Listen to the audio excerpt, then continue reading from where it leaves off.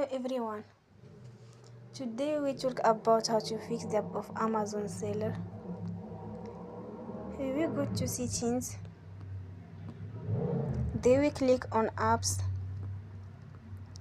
After that we search the app Amazon seller and we click. Then we will on for stop. After that we go to storage. Then we click on clear cache.